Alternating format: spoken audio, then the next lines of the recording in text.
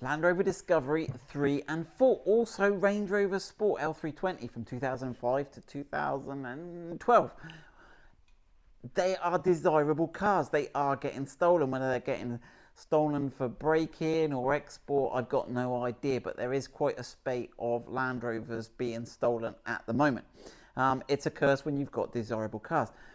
The Apple AirTag is a little disc, and we featured these, and you can use these as sort of tracking devices. I don't think it was there necessarily. Well, they were used for tracking your keys. That was the sort of envisaged use, and you can then use your phone to track this. And we've done a video on using these, and we actually fitted one inside a tyre of a car and drove it to Cardiff and back and everything, and we managed to track it all the way.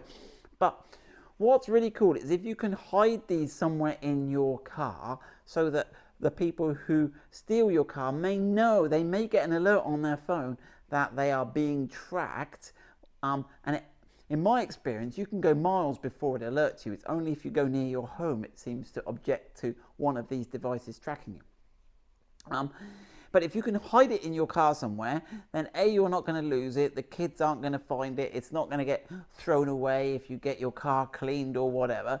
So you want to put it somewhere secure. Now, the other thing is they use Bluetooth, and if you have it inside your car, actually the way these work is communicate with everybody's phone. Everyone that's walking past you, their phone sees it with the Bluetooth and goes, oh, that AirTag, and it ports it back to the mothership. So you don't want it ideally inside the metal case of your car, because unless the iPhone's in your car, it won't see passers-by. So we have come up with a place to mount this on your car, and we've made a little vault, an AirTag vault. Zach's nodding. Right, and we will show you where it fits. Now, it fits inside the fuel flap filler of your Range Rover Sport or your Discovery 3 or 4. It's all the same. So we tried to remove this. You can actually remove this green bit here. Okay, if you pull that bit there and slide that out, you can remove it. And we did try to see if there was room to hide it in here. There is on the new Defender, but there isn't on this one. So what we've come up with is, and you saw this is all plastic, so we're not losing any. So we have come up with this little device. Okay, it's 3D printed.